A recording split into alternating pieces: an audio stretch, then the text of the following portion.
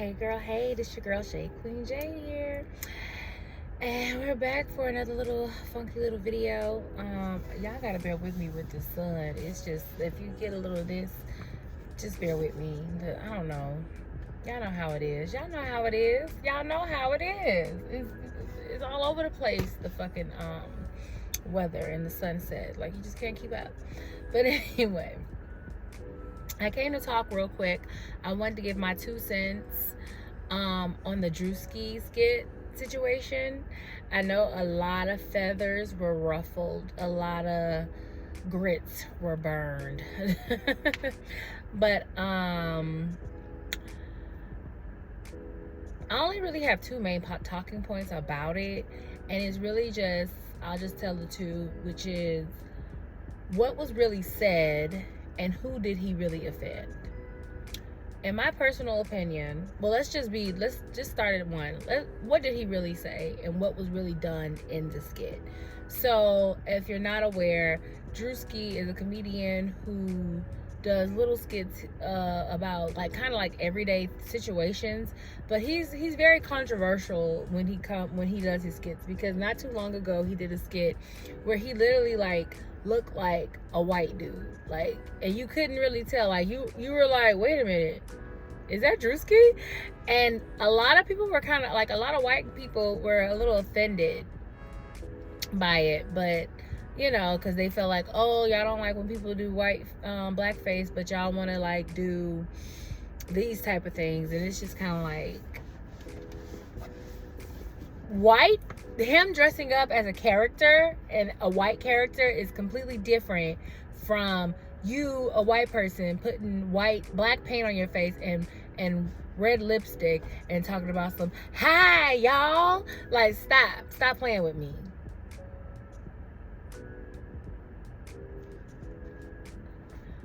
Anyway, so he's a comedian that does things like that. So this, not too long ago, he did a skit about mega churches, and he hit the nail on the goddamn he hit the nail on the hammer for that, baby. He did it. I thought it was hilarious. I thought it was just very nicely executed. It made people realize and wake up, and it was a very much conversation starter that needed to be there. But I feel like it's been there, but not to this magnitude. I think when you put it in their faces like Druski did, that's what caused so much of the ruckus, because I think what was said, basically, it was how money hungry and how much of a business is the priority when it comes to the church folk. I don't want to say church folk, but to the pastors, to your leaders of the church.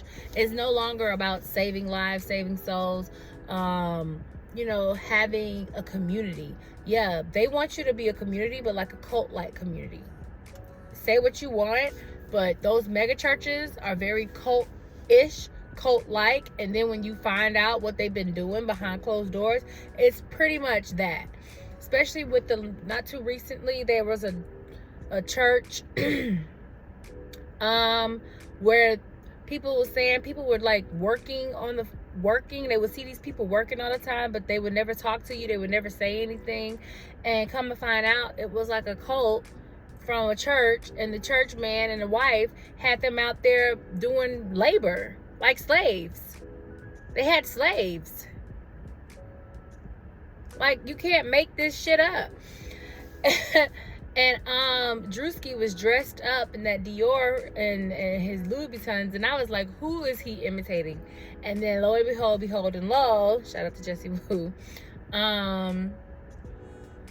it was Pastor Mike Todd. And then I seen clips of him spitting in his hand and wiping it on people's faces, and I'm just thinking to myself, what kind of person are you to attend a church after you've seen something like that? We'll stick a pin in that.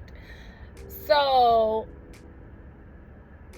I feel like he just magnified what has already been talked about and what has been said, and why a lot of people do not go to church. I'm gonna be honest with you, I'm not a church goer anymore. I grew up in the church. I don't have nothing against too many churches. However, it wasn't a mega church that I attended, but there was a church I attended in Atlanta, Georgia, and I had went there for New Year's. Young, I guess sometimes when you're young, like, yeah, let's go to church. So we decided to go to church before we decided being heathens, because we definitely went to a hotel after that. But we went to church, and I liked the vibe of the church. I liked the energy. I liked the singing. I liked it. I thought it was really cool, right? So I was like, okay, I might try to come back for Sunday service. So after New Year's, I go back to the church, and I enjoy service. I enjoy this music and everything again. So then I started trying to go, that was like the church I was going to go to. Because I was at a point in my life where I was trying to like separate from my mom and all that type of shit, right? We did, because it was just me and her my whole life. So I was trying to find my own identity. So I figured I could find me another church, right? So, I went to one service out there. Mind you, I lived in Marietta, and this church is on the south side of Atlanta. So if you're from here, you know that Marietta and the south side of Atlanta, I think it was, where was I living then? Well, I was living in Marietta. The church is like, I don't want to give it away. Is there a lot of churches in that area? Anyway, it's a black church in the south of Atlanta, on the south side of Atlanta. And I went that particular Sunday I went in, and I was like looking in the parking lot, and I was just thinking like, where is everybody? It was like 12 o'clock, right? And then I go inside, and I was like, man, what, did something happen today at church? Like, what happened? And she was like, oh, we only had one service today. I said, oh, what happened? I said, what you mean? She was like, yeah, today we only had a morning service. And she was just so like casual about it. She didn't give me no real explanation. It was just like, we didn't. So I just said, okay, well, all right. She was like, but next Sunday we'll have both. I said, all right, I'll try to make it, right? That was that. Then I think just a couple Sundays I hadn't gone. But by the time I went to church again, that had to be like in January. The next time I went to church, I didn't even realize I had one on Super Bowl Sunday. Went to Super Bowl Sunday. Went to church, same time. I go about 12 o'clock.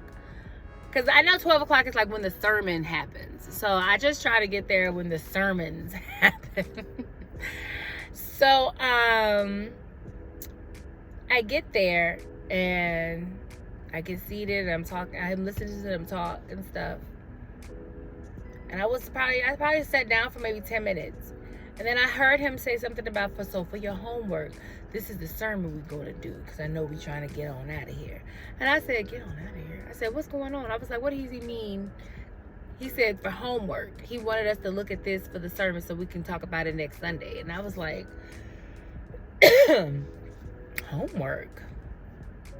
I turned to my sister to my right, and I said, ma'am, what does he mean by homework? And she says, oh, he wants us to look at this sermon for next week. So while, throughout the week, this week, look at the sermon, and then we'll discuss it when we come back next Sunday. I said, why are we doing that? She's like, because it's Super Bowl Sunday.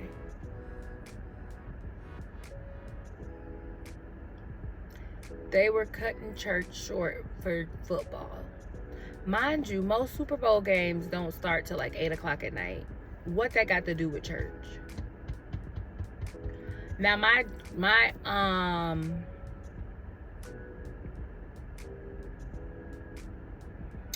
home church is not like that. My pastor don't care nothing about no Super Bowl, no nothing like that. So he would never do that. But the fact of the matter is, it doesn't matter how big, it doesn't matter how small. A lot of the churches sometimes I feel like do stray away from how they make people feel. Even it was another video of a young girl going up to the church saying how she was grateful for her stepmom, And in before she could really even finish her thoughts out, they had interrupted her and started basically just reading her in the most church culty way they could read her. They tell the kids to go up there and say how they feel about something and say what they're thankful for, but then tell them before that, not your bike, not your teachers, not your school. But these are kids, mind you. So these things would be normal for kids to be grateful for, but they tell them not those things, some real stuff. So the girl gave them real. She said, I am grateful for my stepmom because she listens to me a little bit more than my mom. So next thing you know, they just cut her off and said, you're not going to do that. You're not going to disrespect your mama like that. And I mean, the way they just was going in and going in and going in. I mean, they sat there for a baby about good 6 minutes to berating that little girl when they could have, and then told the mama to stand up and say, listen, we got your back type stuff. It was just so, that girl started crying because she felt bad about not being able to communicate to her mom and the stepmom, because the mama was a part of that church, but that stepmama wasn't. So she had an easy way to communicate with the stepmom. Nobody wanted to hear that part. That was just the wrong place for that girl to express herself. She thought she could in church, but she cannot. That's what I'm saying. People think they can express things in church, and we cannot. That's why a lot of gays don't go to church. Or they go to churches where they're not Christian based. It's one of them what is it? Non-denominational? Is that it? Non-denominational. I believe that's how you say it. Non-denominational. I believe that's how you say it. Correct me if I'm wrong in the comments, please. But yeah, it's not always what come all, and come as you are. It's not that at church no more. It's all about a business. It's all about this. And it's all about like someone said, they really want famous people coming to their churches and things of that nature. It's not about the word anymore. That's why I stopped going. After that particular church, I almost said the name. After that particular church, I just kind of was like, I feel like I'm more spiritual. And the stuff that I started tapping into, they started deeming it as demonic. And I just felt like, wow, anything our ancestors was practicing and doing, how is this so demonic? But that's what the route y'all choose to take when it comes to stuff like that. So, and the second point is who did he really offend? If you got offended by anything that Druski said in that skit, you are the problem. You are the reason why those churches exist. And to wrap this up, I've been watching documentaries about the influencers on Netflix. I think one was called Bad Influence. Another one was called, Bad Influence, Influencer, the horrors of kid influencing with the Piper Raquel girl. She's still getting pimped out, poor baby. And now I just started watching another one where they're talking about this girl, Miranda. And it's a dance cult. The 7M TikTok dance cult. I done watched the first episode. Now when I get back home after I get off, I'm going to watch the rest because all of them are church-based. One of them was 2 women. This lady she had a following of people on the church so much that she had one of them live with her with the kids. It was like this lady was sacrificing little children. The kids got ropes and stuff all over them, and they weren't feeding these kids. They found the babies in the closet. The girl didn't even want to move. She was so scared of the police, and he just being patient and sat there with her. But that's what I'm saying. Look what the church be up to. Well, this is what you people who are very all about the Lord, but y'all be losing the plot, and y'all be using it to manipulate and to abuse and to exploit. And it ain't right. And you could get offended, you could get mad, but you know it ain't right. That's why you sit there. How are you okay with seeing your pastor go on like that? It just seems like y'all are worshiping man and not that word. You do not need to be in no mega church to be close to God. And that's all I got to say about that. So, Like, click, and subscribe. Like, share, and subscribe. Like, comment, and subscribe. All the things, child. And I'll talk to y'all on my next video. See y'all later.